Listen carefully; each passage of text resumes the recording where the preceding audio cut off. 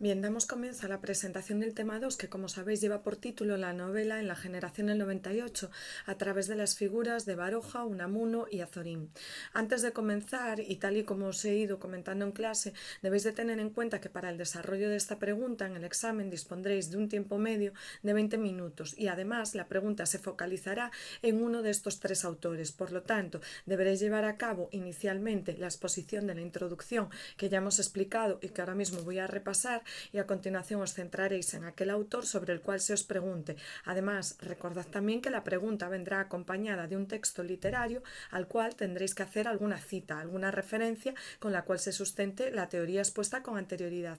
También antes de comenzar quiero hacer especial hincapié, ya os lo he explicado, pero lo voy a repetir una vez más, en el hecho de que en estos apuntes, como podéis observar, hay numerosas características que aparecen enunciadas, presentadas a modo de esquemas, porque creo que así es más sencillo, uno, que las comprendáis y dos, que las memoricéis. Ahora bien, hay que tener en cuenta que estamos en un examen de lengua castellana y literatura, por lo tanto, de lo que se trata es de redactar todas y cada una de ellas, simplemente con un párrafo. Por ejemplo, las características de la novela 98ista son 2 puntos. En caso de que nos extendamos en alguna de ellas, tendremos que poner un punto y, utilizando los mecanismos de cohesión, esto es, los nexos que ya hemos estudiado, introduciremos las siguientes, pero siempre redactado, evitando los esquemas, porque la materia es lengua castellana y literatura.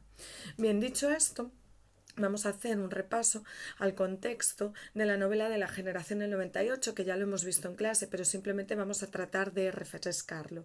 Para ello volvemos nuevamente a nuestro punto de partida, que es el año 1898. Recordamos que en este momento se produce una gran crisis que está vinculada, marcada por el desastre del 98, la pérdida de las colonias de Cuba, Puerto Rico, Filipinas, las últimas colonias con las que contaba España, que evidentemente conlleva un desastre a nivel económico, pero también político y social. Ante esta situación, tal y como hemos comentado en el tema anterior, sabemos que hay un conjunto de autores que van a tratar de evadirse de la situación que se está viviendo en estos momentos, y para ello se fijarán en el simbolismo y el parnasianismo para fundar otro nuevo movimiento literario, el modernismo, de la mano de Rubén Darío, que como sabemos surge en Hispanoamérica. Ahora bien, también hay otro conjunto de autores españoles que están aquí en la península, que comienzan a producir y que al contrario manifiestan un gran compromiso con la situación que se estaba atravesando. Manifestarán una postura profundamente crítica y posteriormente tratarán de mejorar la situación de España. A estos autores se les conoce como generación del 98 y antes de nada conviene tener presente su evolución ideológica a lo largo del tiempo. Tal y como ya hemos comentado en otras ocasiones, es evidente que cuando uno es joven siempre se manifiesta más activo, más proclive a la lucha, diríamos, ¿no? Precisamente este es el espíritu que se detecta en los autores 98istas, que en un primer momento fueron partidarios de la revolución de carácter marxista y anarquista. Sin embargo, pronto cambiaron, se volvieron un poquito más moderados y se inscribieron en el regeneracionismo promovido por Joaquín Costa. El regeneracionismo, conviene tener presente que es un movimiento que pretende mejorar la situación social y económica de un país a partir de la instrucción del pueblo, es decir, dotándolo de aprendizaje, dándole conocimiento. Ciertamente es una buena solución, una buena alternativa, pero que resulta un tanto utópica en la práctica. Por otro lado, experimentarán nuevos cambios también a nivel ideológico, y es que hay que tener, tal y como hemos comentado, hay que tener en cuenta que el inicio del siglo XX supone un gran número de avances a nivel científico, a nivel tecnológico. Recordemos, por ejemplo, algunas de las composiciones de índole futurista, como es el caso del poema que Marinetti dedica al avance de la locomotora. Bien, pues estos autores 98istas consideran que todos esos avances que se están produciendo en ciencia y tecnología se deben aplicar a la sociedad, y así se conseguirá la prosperidad. La propuesta es muy buena, pero en la práctica resulta irrealizable. Por este motivo, después de haber experimentado una evolución a nivel ideológico, estos autores de la generación del 98 se dan cuenta de que sus propuestas no se van a realizar, por lo tanto caen en el pesimismo, caen en la reflexión existencial de carácter social, y se fijarán incluso también en pensadores pesimistas de índole de carácter pesimista alemanes, como es el caso de Schopenhauer. Bien, estas son las características que determinan el germen, el origen de este grupo. Ahora bien, ¿por qué los denominamos generación o por qué se consideran una generación? Bien, ya hemos comentado que para definir a un conjunto de autores como generación, posteriormente, ya avanzado el siglo XX, tenemos una especie de guía o referente que son los criterios de Petersen. Sin embargo, aquí en el año 1898, inicios del siglo XX, no se cuenta todavía con ese criterio.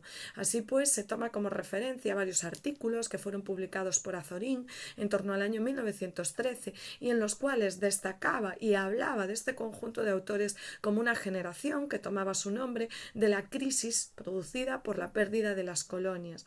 Además, identificaba en todos estos autores un sentimiento común, que era la crítica que ellos mismos dirigían hacia la situación que España estaba atravesando en estos momentos, ya digo, a nivel político, económico y social, y todos ellos manifestaban un compromiso social muy importante. Esta terminología de generación del 98, esta denominación, en principio no fue bien acogida, es más, hubo voces discordantes como fue el caso de Unamuno. Sin embargo, andado el tiempo, se acabó asentando. Y es que ciertamente se debe tener en cuenta que las novelas de este momento presentan una serie de características comunes que las distancian de la novela inmediatamente anterior, esto es de la novela realista. Y así se aprecia, por ejemplo, en títulos como Amor y Pedagogía o como Camino de Perfección. Algunas de estas características que ya hemos ido comentando tienen que ver también, por ejemplo, con la disolución de la trama, es decir, la historia ya no tiene tanta relevancia como hasta este momento. La narración en muchos casos es fragmentada, tiende a la digresión, a ese parón que se produce a medida que nos vamos acercando al momento climático, simplemente con la finalidad de introducir, ya digo, reflexiones o bien digresiones, de tal manera que la sensación que nos da es la de una novela fragmentada, una novela en la cual no se sigue el hilo narrativo y que es muy dada a la introspección, una introspección que fundamentalmente se centra en la figura del protagonista, con todo su pesimismo, su angustia, su dolor, sus crisis existenciales, que no dejan de ser más que un trasunto de los sentimientos que los autores estaban experimentando en estos momentos. Además, también conviene hacer mención a que estos protagonistas habitualmente son personajes socialmente inadaptados, marginados, antiburgueses, rebeldes, amorales, fracasados, que incluso llegan a la máxima destrucción. En este sentido, debemos de establecer también una comparativa con los personajes propios de las obras románticas, y es que debemos de tener en cuenta, y lo comentamos en el tema anterior dedicado al modernismo, que los autores de la generación del 98 han leído a los románticos y experimentan una sensación muy similar a la suya, esa denominada desazón romántica. En último término, también hay que considerar que todas estas novelas de los autores de la generación del 98 conceden importante relevancia al diálogo, se inscriben en esa tendencia de la novela dialogada que había sido inaugurada ya en el tránsito de la Edad Media al Renacimiento a través de una obra que hemos estudiado en cursos anteriores, que es La Celestina. Recordad que La Celestina típicamente, históricamente, se caracteriza o se clasifica como una obra dramática. Sin embargo, los estudios posteriores han demostrado que, aunque no tenga un narrador y los personajes se expresen directamente, no se trata de una obra teatral al uso, puesto que su extensión hace que no se pueda representar. Por ese motivo se cataloga como un género híbrido, se habla de ella como novela dialogada. Probablemente inspirándose en ella es como se llega aquí a dar nuevamente peso al diálogo, el diálogo como un medio para la exposición de ideas de una manera dinámica, de tal manera que el narrador se retira de la exposición y cede directamente la voz a los personajes. Bien, enunciadas estas características generales, que ya digo que tienen que aparecer siempre en vuestro tema, vamos a centrarnos ahora en el estudio de cada uno de los autores. Como siempre os recuerdo, no nos interesan los datos de índole biográfica, solamente aquellos datos que puedan influir en su trayectoria literaria y, por supuesto, también, como siempre os digo, es fundamental que el estudio teórico venga acompañado de una lectura de los textos que han sido seleccionados con anterioridad, porque eso nos permitirá asentar muchísimo muchísimo mejor el conocimiento y todavía más importante, comprenderlo. Bien, pues dicho esto, pasamos, si me vais siguiendo por los apuntes, al primero de estos autores, que es Pío Baroja. De Pío Baroja, bueno, ya os comenté en clase que es un inconformista, radical, que siempre mantuvo una postura hostil, desdeñosa con la sociedad, que no creyó ni en Dios ni en la vida. Al mismo tiempo llama la atención el hecho de que a lo largo de sus obras preste especial atención a los personajes desvalidos, dándoles voz, es decir, visibilizándolos. Y también como característica de su estilo y de su personalidad se debe tener en cuenta el hecho de que es un autor que apuesta por la libertad creadora, es decir, él se manifiesta con total autonomía para apostar por una novela que dista de aquellos moldes realistas que tan de moda estaban todavía ahora.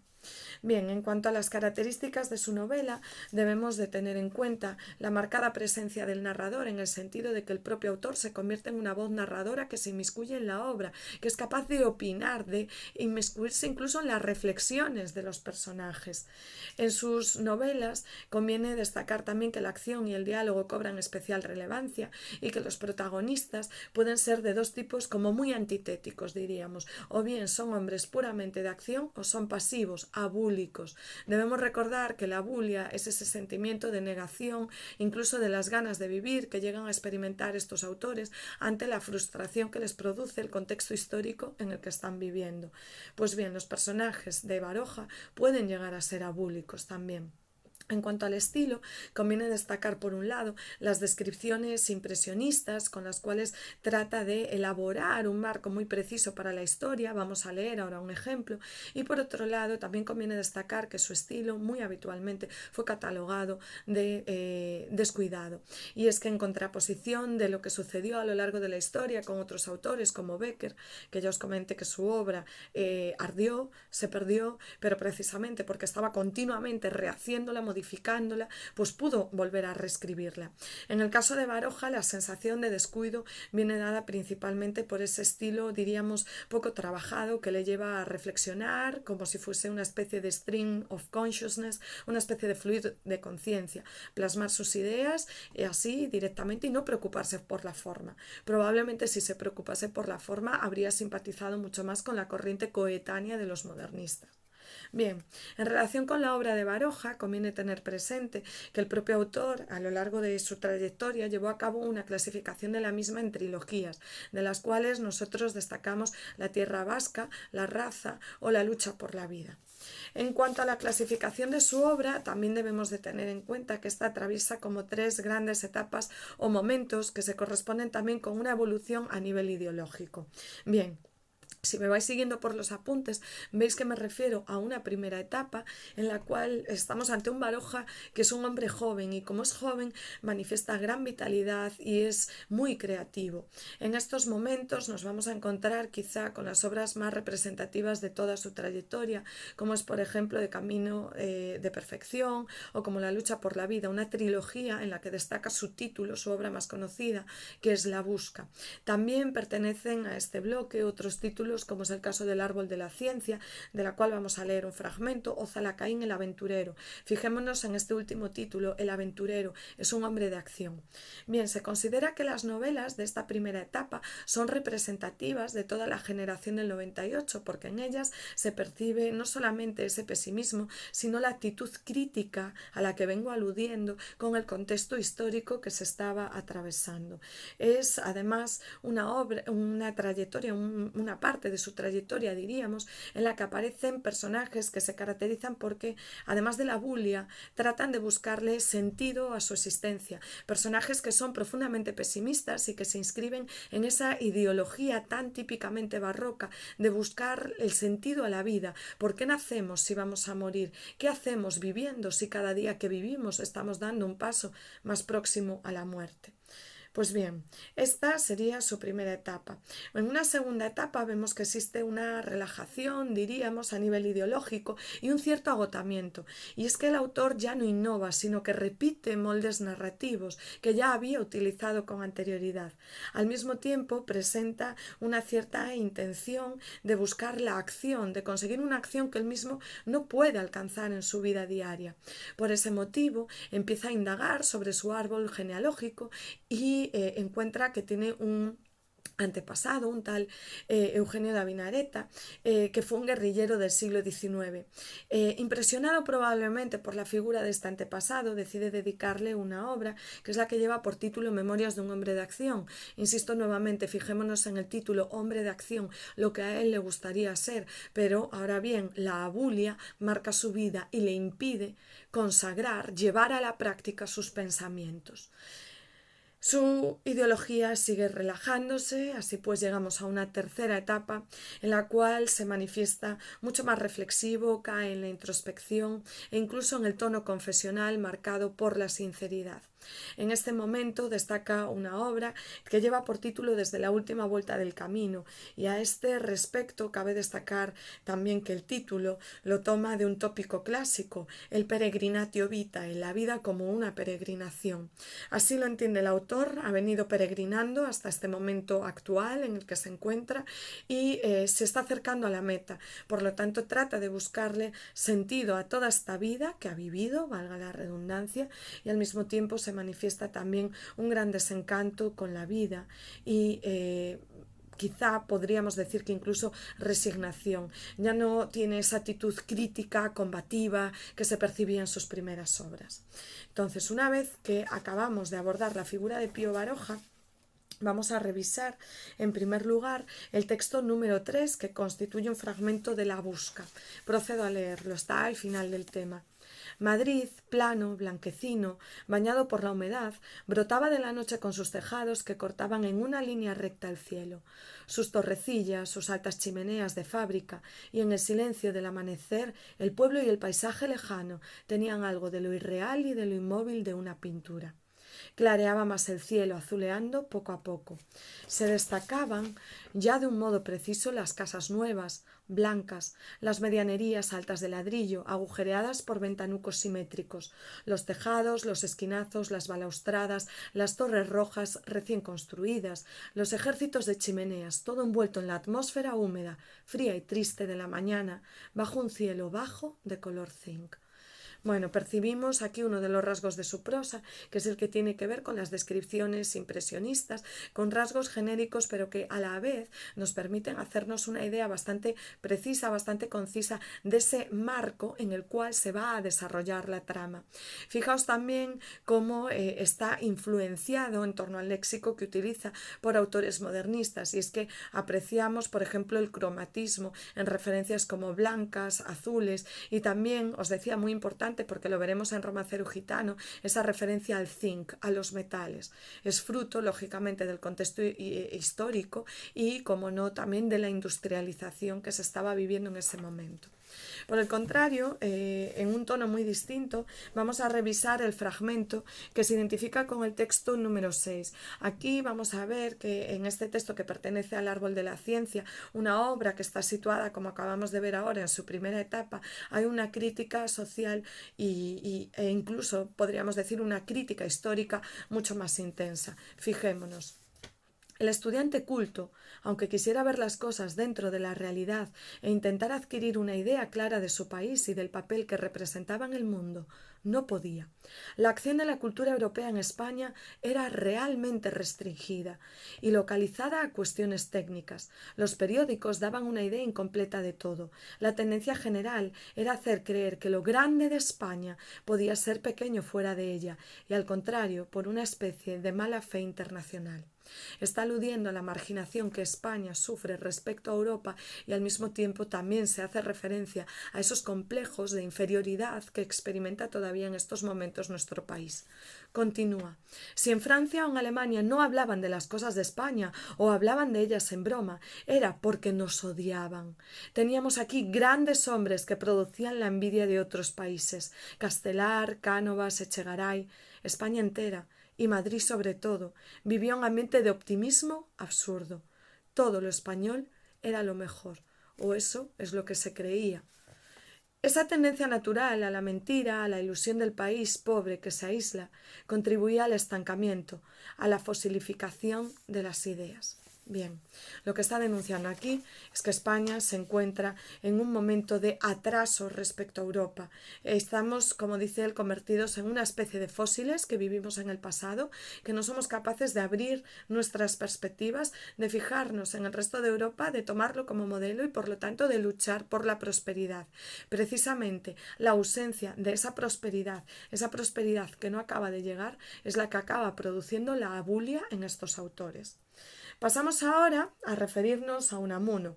Respecto a este autor, siento ser pesada, ya lo he comentado en numerosas ocasiones, nosotros no nos detenemos en su biografía, pero resulta muy interesante ver su personalidad para de algún modo también comprender las preocupaciones existenciales y filosóficas que ocupan sus obras.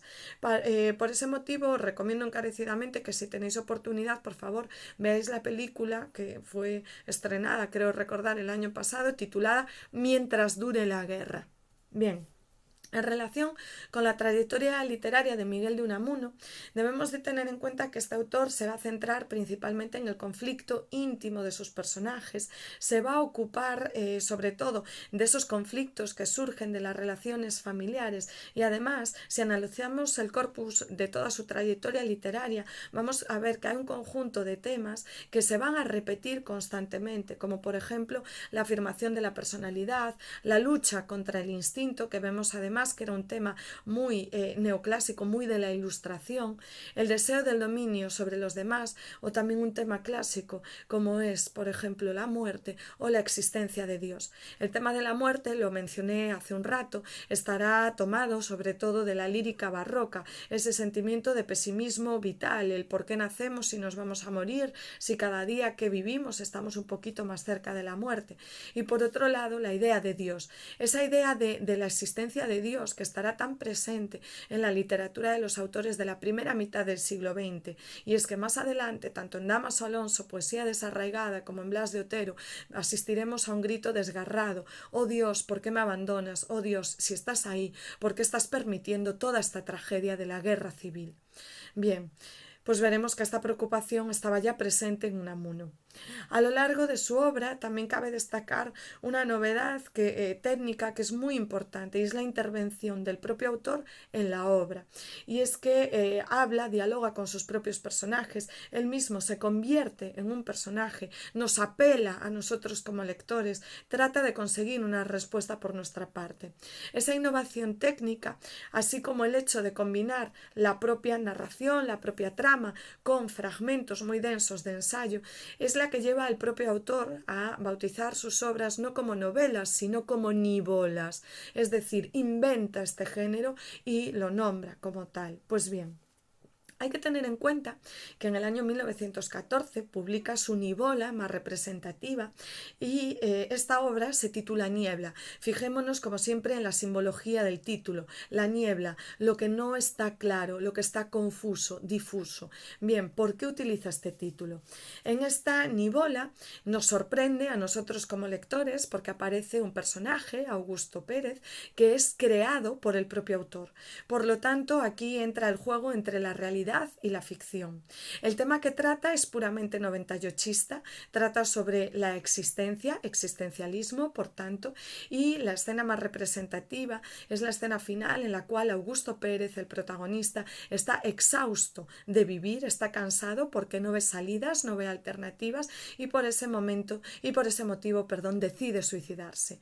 Ahora bien, para suicidarse acude al despacho que el propio Unamuno tiene en la Universidad de Salamanca, de la que era rector. Allí mismo se pronuncia y dice que se quiere quitar la vida. Sin embargo, Unamuno participa aquí ya como un personaje y le prohíbe directamente suicidarse porque él ha sido su creador. Perdonad el inciso, antes de seguir abordando la figura, la obra de Unamuno, vamos a leer el fragmento de Niebla precisamente en el que se recoge esta escena. Me estoy refiriendo al texto 1 y leo: ¿Cómo que no existo?, exclamó. No, no existes más que como un ente de ficción. No eres, pobre Augusto, más que un producto de mi fantasía y de las de aquellos de mis lectores, nos está apelando, que lean el relato que de tus fingidas aventuras y malandanzas he escrito yo. Tú no eres más que un personaje de novela, o de nivola. Fijaos qué oportuna sería aquí la cita al género, o como quieras llamarle. Ya sabes, pues, tu secreto. El propio Unamuno le está revelando a Augusto que no existe como tal, no tiene existencia más allá de la ficción. Le responde: mire usted bien, don Miguel, no sea que esté usted equivocado y que ocurra precisamente todo lo contrario de lo que usted se cree y me dice. Aquí implícitamente está presente también un tópico de índole barroca, la vida como un sueño. Mire usted, señor Unamuno, no vaya a estar confundido, quizá yo sí que existo y el que no existe es usted. Y le responde Unamuno: ¿y qué es lo contrario? Le pregunté alarmado de verle recobrar vida propia, autónoma, ajena a mí, que era su creador. No sea, mi querido don Miguel, añadió, que sea usted y no yo el ente de ficción, el que no existe en realidad, ni vivo ni muerto. No sea que usted no pase de ser un pretexto para que mi historia llegue al mundo. Asistimos, por lo tanto, a un juego literario realidad-ficción en el cual Unamuno intercambia su papel con el propio personaje, hasta tal punto que nosotros, como lectores de la obra, llegamos a dudar cuál de los dos es real, o mejor dicho, y ateniéndonos a esta última reflexión, cuál de ellos le da la vida al otro. Bien. Realizado este paréntesis y antes de proceder a la lectura de otro texto representativo de Unamuno, hay que tener en cuenta que Niebla no es solo una de sus obras más representativas, sino que también conviene mencionar el gusto que el autor tuvo en su momento por fijarse en temas bíblicos, en temas clásicos, como por ejemplo la historia de Caín y Abel, y de ahí, precisamente de esa inspiración, nace su obra titulada Abel Sánchez. Por otro lado, conviene mencionar La tía Tula, una obra que está protagonizada por una mujer que manifiesta sus ansias de ser madre, pero tiene un problema, es virgen. Y por último, vamos a referirnos a San Manuel Bueno Mártir, del cual también he seleccionado un fragmento para este tema. En San Manuel Bueno Mártir aparecen motivos que ya estaban presentes en obras anteriores, tal y como es el caso de la lucha del individuo en este mundo, el creer y el aparentar creer, la soledad, los problemas de fe o la vida como un sueño, que ya os dije que es un tópico clásico que está presente en la obra homónima de Calderón de la Barca, barroco, por lo tanto. ¿Por qué es relevante la trama de San Manuel Bueno Mártir? Bien, porque aquí se cuenta la historia de un cura que ha perdido la fe, pero que debe mantenerla por lo menos de cara a la galería. ¿Para qué? Para que sus fieles mantengan sus creencias religiosas. Y así lo vamos a ver en el fragmento que he seleccionado en el texto 4. El primer párrafo nos lo vamos a saltar, vamos a ir directamente al grano y vamos a proceder en el segundo párrafo, aproximadamente por la mitad, a la cita que dice así: pero don Manuel, la verdad ante todo, le reclama uno de sus fieles. Él, temblando, me susurró al oído, y eso que estábamos solos en medio del campo. La verdad, Lázaro, es acaso algo terrible, algo intolerable, algo mortal. La gente sencilla no podría vivir con ella. Y le responde: ¿Y por qué me la deja entrever ahora aquí como en confesión? Le dije. Y él: porque si no, me atormentaría tanto, tanto, que acabaría gritándola en medio de la plaza. Y eso jamás, jamás, jamás. Yo estoy para hacer vivir a las almas de mis feligreses, para hacerles felices, para hacerles que se sueñen inmortales, y no para matarles. Está aludiendo a este sentimiento que ya os comenté en numerosas ocasiones, y es que el ser humano siempre en los momentos difíciles necesita apoyarse en algo, necesita creer en el más allá, en que de verdad hay una esperanza más allá de lo que se está viviendo. Ese es el compromiso que tiene el protagonista, San Manuel, y por ese motivo se niega a revelar su crisis de fe a sus feligreses. Decía: yo estoy para hacer vivir a las almas de mis feligreses, para hacerles felices, para hacerles que se sueñen inmortales y no para matarles. Lo que aquí falta es que vivan sanamente, que vivan en unanimidad de sentido y con la verdad. Con mi verdad no vivirían. Que vivan. Y esto hace la Iglesia, hacerles vivir. ¿Religión verdadera?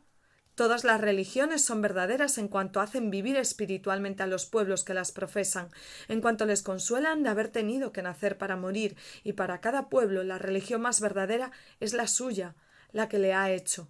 ¿Y la mía? La mía es consolarme en consolar a los demás, aunque el consuelo que les doy no sea el mío. Jamás olvidaré estas sus palabras. Está confesando que él ha dejado de creer en Dios, con la paradoja de que es un sacerdote.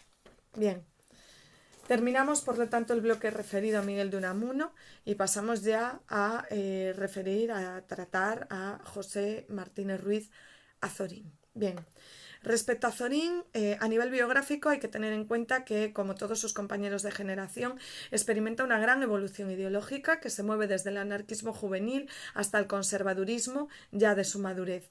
En su obra destaca un tópico que se convierte en obsesivo, es un tópico clásico, el tempus fugit, el tiempo se escapa.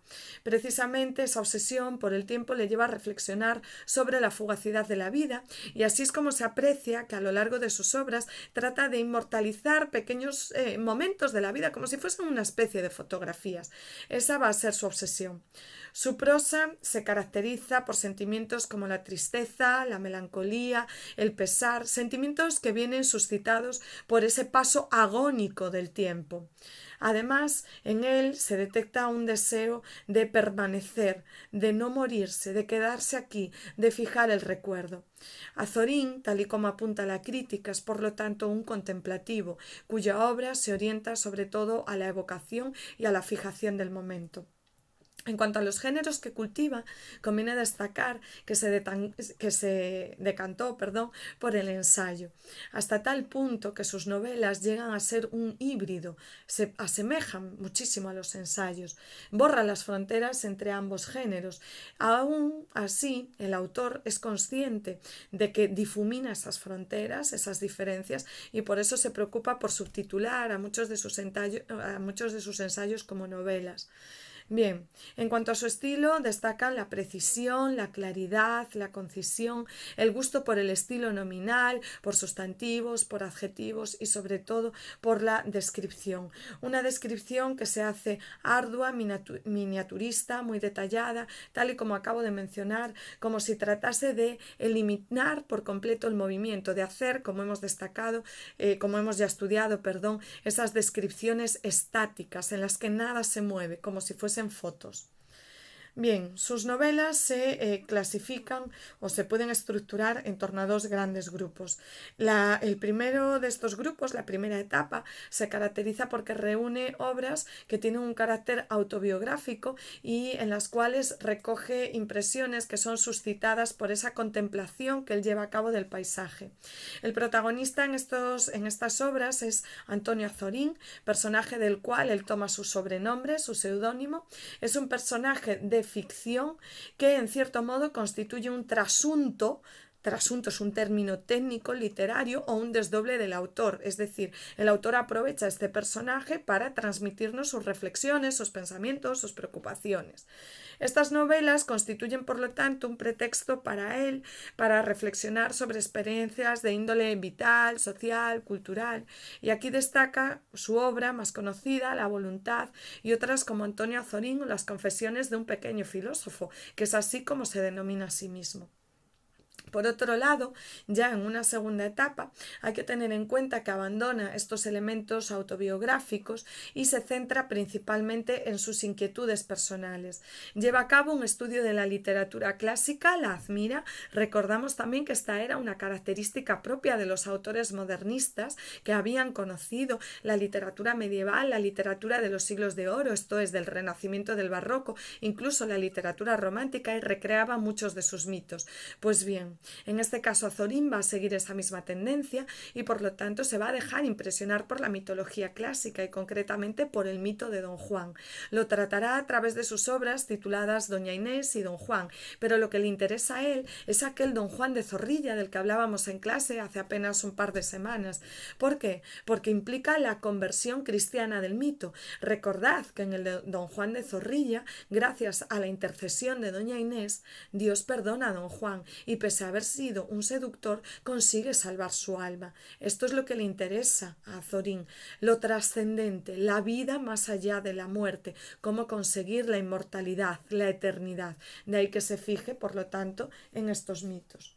Para terminar, por lo tanto, este bloque temático, este bloque teórico, que veis además que es muy sencillo, que es breve, y os recuerdo que solamente os vais a tener que centrar en uno de estos autores, vamos entonces a leer, dos textitos representativos de Azorín.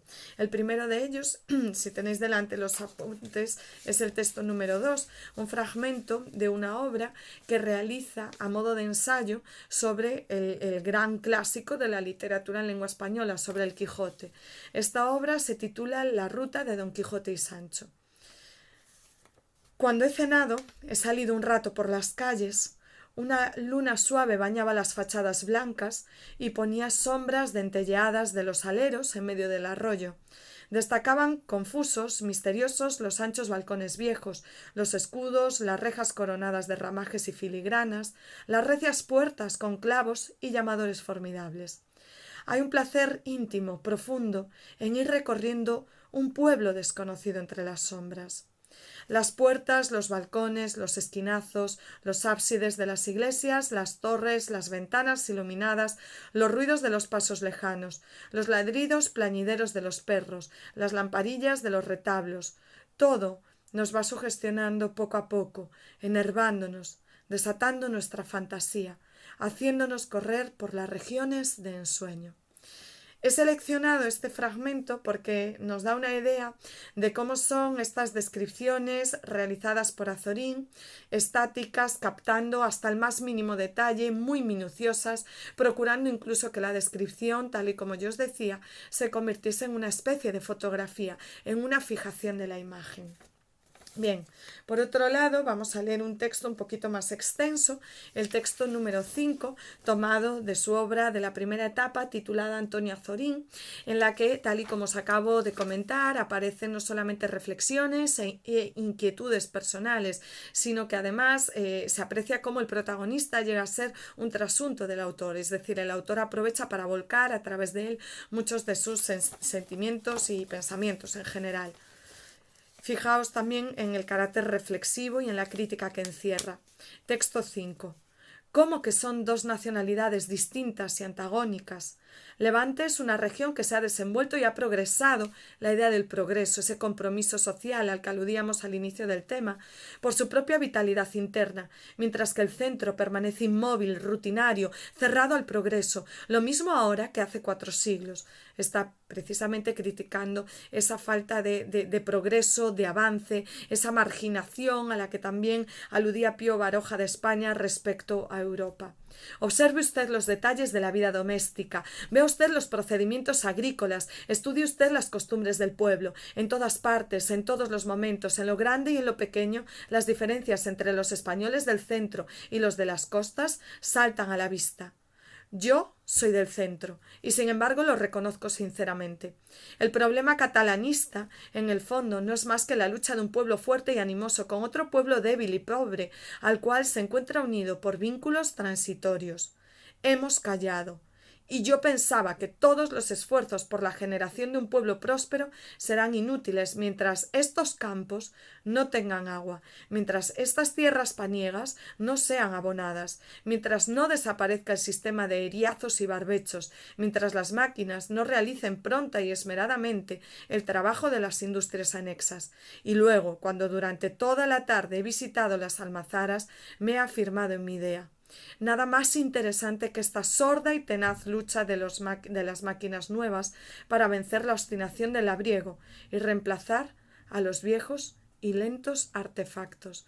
Está clamando por una industrialización, está reclamando la mecanización del campo, porque las técnicas que se siguen utilizando en España son demasiado rudimentarias, por lo tanto no generan un gran exceso de cultivos, y si no hay exceso de cultivos, el comercio avanza de una manera más lenta, no está tan activado.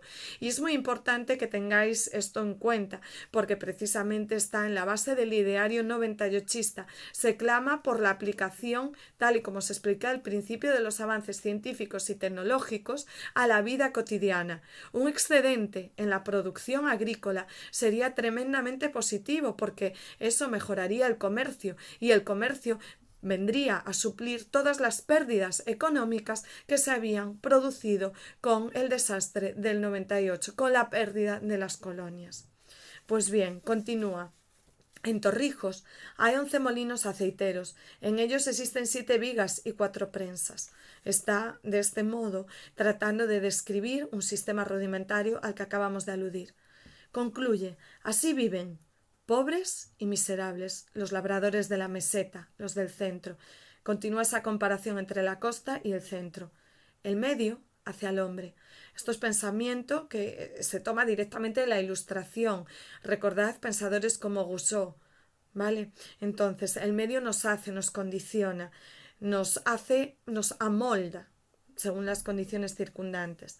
El contraste es irreductible entre unos y otros moradores de España, mientras el medio no se unifique, porque no podrán pensar y sentir del mismo modo unos hombres alegres que disponen de aguas para regar sus campos y cultivan intensivamente sus tierras y tienen comunicaciones fáciles y casas limpias y cómodas, y otros hombres melancólicos, que viven en llanuras áridas, sin caminos, sin árboles, sin casas confortables, sin alimentación sana y copiosa. Estamos hablando de inicios del siglo XX y del contraste de las dos Españas. Por lo tanto, cabe destacar en este texto, y de hecho serviría para hacer menciones no solamente en el caso de que se os preguntase por el propio autor, sino también en el bloque dedicado a la contextualización general, es decir, la crítica que se dirige a España por estar todavía anquilosada en el pasado, atrasada, viviendo al margen de Europa, sin reactivar aquellos medios que podrían mejorar su sistema económico. Bien, hasta aquí llega la teoría de este tema. Simplemente, nada, para terminar un par de minutos, quiero recordaros que al final del tema tenemos un pequeño anexo con 2 apartaditos. El primero de ellos, como podéis apreciar, es un cuadro contrastivo entre el modernismo y la generación del 98. Os expliqué cuando empezamos a abordar este tema que me parecía muy interesante que contrastásemos uno y otro movimiento, pues hay que tener en cuenta que el origen cronológico es el mismo, se sitúan en la misma fecha. La realidad que suscita el surgimiento de estos movimientos incluso es la misma. Lo único que cambia es la perspectiva, es decir, cómo se enfoca esa realidad. Mientras que los modernistas apuestan, tal y como estoy repitiendo constantemente, por una evasión constante, basándose en el cosmopolitismo, basándose también en 2 corrientes francesas, como es el caso del parnasianismo y del simbolismo. Mientras ellos buscan esa evasión, buscan el placer de la belleza, lo estético, los autores 98istas manifiestan un compromiso social, es decir, no necesitan evadirse, se comprometen con la situación de España y ante todo procuran cambiarla, procuran que mejore. Por lo tanto, estas diferencias son las que se cotejan en este cuadro. Fijémonos, el modernismo prefieren la poesía y el cuento. Sin embargo, los 98istas, para expresar precisamente sus ideas, su pensamiento, ven que se adapta muchísimo mejor la poesía y el ensayo. Por otro lado, los modernistas buscan la belleza. Los autores del 98 lo que buscan es la practicidad, es decir, el pragmatismo y también la verdad. Es una literatura de ideas que se aproxima mucho, tal y como vengo refiriendo constantemente, a esa literatura del neoclásico, la literatura, la prosa de ideas de la Ilustración. Los modernistas defienden, tal y como vimos en el tema anterior, el principio del arte por el arte. Por el contrario, los autores de la generación del 98 pretenden regenerar España. Esa es su finalidad, que mejore nuestra situación a pesar de haber quedado destruida económicamente. Los modernistas apuestan por esa evasión, escapismo, la huida de la sociedad industrial burguesa. ¿Qué hacen? Se refugian, como os dije, en culturas lejanas, exóticas, con especial gusto por las culturas orientales. Por el contrario, los autores del 98 huyen de la ciudad industrial burguesa, pero se refugian en los pueblos y en los campos de Castilla. Lo veremos en otro autor que no es puramente 98ista, al cual le dedicaremos un tema solamente a él, que es Antonio Machado, con su obra Campos de Castilla. Ya avanzo que en la trayectoria literaria de Antonio Machado también veremos influencia modernista a través de un título que quizá os suene, Soledades, Galerías y otros poemas. En cuanto al modernismo, cabe destacar que el estilo es preciosista, con referencias culturales, está dirigido, como os digo siempre, a una minoría de lectores. Recordemos que el autor modernista sigue subido a su torre de marfil, es una especie de semidios y desde ahí controla, divisa toda la sociedad. Es una especie de mediador, ¿no? Por el contrario, los autores de la generación del 98, dado ese afán regeneracionista de cambiar la sociedad, buscan sobre todo un estilo marcadamente comunicativo, buscan transmitir sus propias ideas y sobre todo llegar a la masa, llegar al gran público, tratan de ilustrarnos. Finalmente, cabe destacar que los modernistas manifiestan interés por personajes y acontecimientos históricos gloriosos. Recordad su gusto por evadirse a la Edad Media, ese pasado glorioso nacional con grandes héroes como el Cid, que nos hicieron sentir orgullo de ser españoles en aquella época, de ser castellanos. Pues precisamente ellos es lo que buscan. Fijaos, España es mucho más de lo que está siendo ahora. Fijaos toda la trayectoria, qué grandes hombres hubo detrás. Por el contrario, los autores de la generación del 98 se fijan, y lo acabamos de ver en este texto de Azorín, en las personas anónimas, en los trabajadores de a pie que diríamos hoy en día, ¿no? En todas estas personas cuyo esfuerzo, cuyo trabajo diario es precisamente el que conseguirá sacar el país adelante. Es lo que Unamuno denomina, y así os lo recojo en el cuadro, la intrahistoria, la historia de dentro de un país. Espero que este cuadro os ayude, por lo tanto, a modo de síntesis final, a tener mucho más claras las características de ambos movimientos. También, para sintetizar un poco, os lo comenté ya cuando iniciamos el tema, decidí incluir un cuadro a modo de síntesis con las características de la novela de la generación del 98, considerando los rasgos típicos de un texto narrativo que hemos estudiado en el tema 2 de lengua. Fijaos, el argumento, el hilo argumental, ya lo comentamos, es muy débil, se diluye porque se asocian anécdotas, reflexiones o, tal y como insisto, el término técnico, digresiones. La acción se para introducir otras ideas. La estructura muchas veces, y Baroja es un claro ejemplo, no existe como tal. Os hablaba antes de que muchas veces tienden a ese string of consciousness, a ese fluir de conciencia, al escribir simplemente dejar fluir aquello que se les pasa por la mente. Y en otras ocasiones las obras constituyen pequeños retratos de la vida cotidiana. Por otro lado, el narrador frecuentemente se combina. Aparece la tercera persona, como es prototípico, ese narrador externo, omnisciente, pero es cierto que como recurso literario también se utiliza un narrador en primera persona. Pensemos en Unamuno inmiscuyéndose en sus propias obras. De los personajes se hace un retrato psíquico superficial. Las descripciones físicas son muy subjetivas y se centran exclusivamente en aquellos rasgos más destacados. Por otro lado, la lengua, hay que tener en cuenta que se cuida. Baroja es un poco la excepción, pero es cierto que se apuesta por cultismos, neologismos, por una prosa de marcado carácter lírico, incluso por la adjetivación, el estilo nominal que comentaba antes. Y finalmente, en cuanto a los aspectos ideológicos, cabe destacar esa temática de compromiso social, la filosofía existencial, el pesimismo ante la vida y sobre todo el subjetivismo. Y hasta aquí este tema 2. Entonces, simplemente, lo que os digo siempre, tratad de estudiar para el examen que tenemos la semana que viene, pero de una forma crítica y sobre todo tratando de comprender. Por eso es muy importante que estudiéis la teoría y al mismo tiempo que reviséis los textos. Acordaos de eso, es fundamental. Acordaos también de que para hacer el examen disponemos exclusivamente de 50 minutos. Tenéis un poquito más del tiempo que le podríais dedicar en ABAU a estas preguntas, porque cada una de ellas os recuerdo que se tiene que desarrollar en 20 minutos y que tenéis que hacer citas al texto. En el aula virtual os subiré un fragmento en el que podréis ver cómo se hace una cita al texto, ¿de acuerdo? Para que, apreciéis un poco la técnica y podáis hacerlo bien. Y nada más, que sigáis estudiando y creo que ya va a sonar el timbre, así que paséis buen fin de semana, ¿vale? Estudiad y si tenéis dudas, como siempre, mensaje a través del aula virtual, por favor. Y nos vemos para la semana ya en plenas facultades, espero.